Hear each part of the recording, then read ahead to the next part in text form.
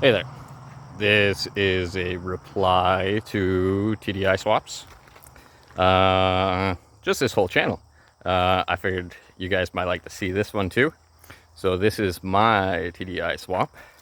This is an '09 Ranger frame. It's been flatbedded.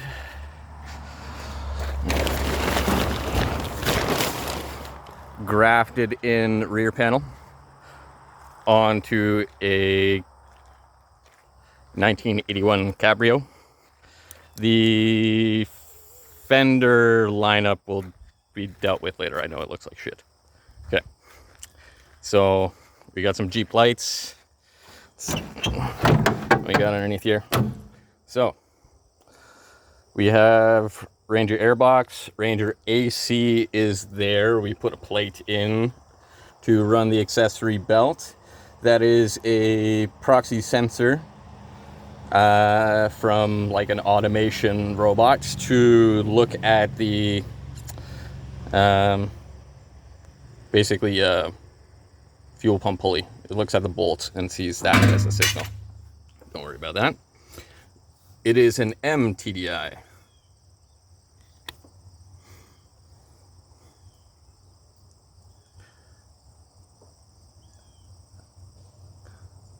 That's something I was always wondering about, was all the routing of these vacuum hoses when I was putting this together completely blind.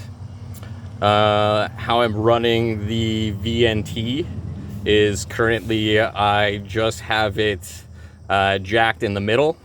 Every, maybe 100 kilometers or so, I'm in Canada, every 100 kilometers, I move that vane manually up and down just to make sure it's not getting stuck, because they're supposed to move, until I get the V2D something VNT manual boost controller. It's like $200. I don't have the money right now, so that's that. VW power steering pump. You just take out the banjo fitting. Ranger slips right in, easy peasy. That's down there.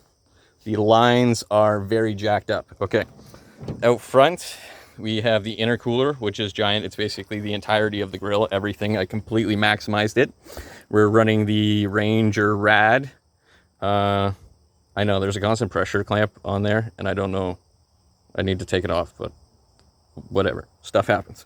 When it comes down to piping, yeah, I did some basically hillbilly shit, and it works.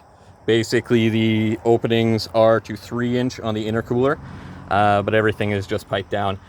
Turbo lag is, well, it doesn't matter because I have 2.6 injectors and a 12 millimeter pump from Hans Auto Part in North Connecticut. Some people say that they don't work. I just say that it's a very complicated process to get everything timed up, and most people probably just haven't primed it, timed it that correctly. It's a big process. Other stuff I've got going on, it's basically a stock ALH. To get it to mesh to the Ranger manual transmission, I have fabricated a plate. Let's see if we can really get to see it. So I haven't actually gusted it all out, because, so you can see it kind of the center top of the frame there. So the starter's inset, had to cut a channel into the transmission. Strength-wise, everything seems to be good. This transmission starts to have issues at around like 350 foot-pounds of torque. It's the HD four-wheel drive transmission. So that's a Dana 60 in the back, and we are just spaced with the SLA stock Ranger front end, and I still have the torsion bars happening.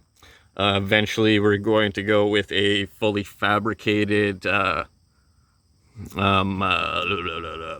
travel, but again, money, time, that kind of stuff. There's way too many zip ties right now, and the AC is not doing what it's supposed to do. Okay, this is cool. These are my Dodge tow mirrors. Definitely are hilarious.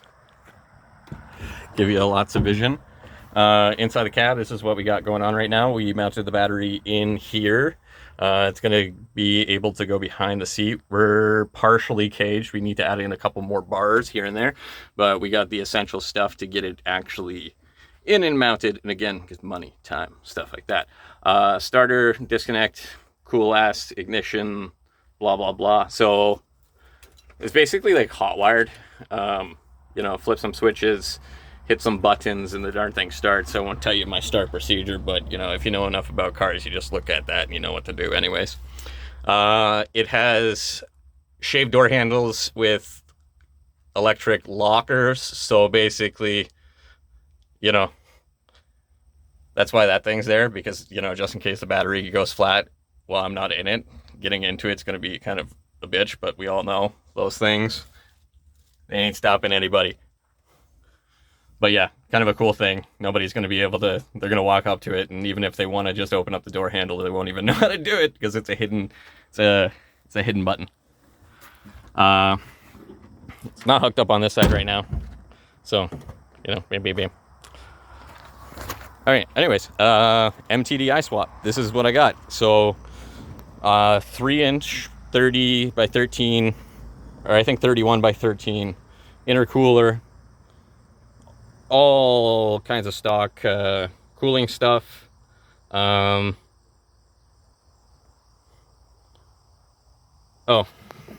and I'm running one of them big old agricultural fuel filters. I want to put in a water separator next, but again, money, stuff like that. It's basically just returning back to the tank. When you do with the Rangers, just a side note, the normal return will also go to the aerator and has like a proportioning valve or something on it. I don't know what the hell it did, but anyways, if you use the stock return line and don't split up the two incoming lines when they hit the fuel filter, the stock fuel filter, then basically the aerator out the back, your fuel pump is going to just puke fuel out the back. I mean, like, it's going to puke it all over the place. And the spot on my driveway will tell you that it did happen. Okay. So anyways, not everything's done. I couldn't get the W tap to work at all. That's why I was using that that sensor.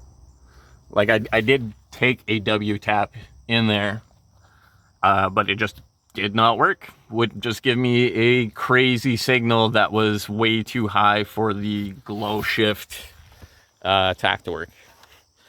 And because it's ALH and we're going to be doing the springs and whatnot, we'll probably get this thing up to like 6,000 at some point.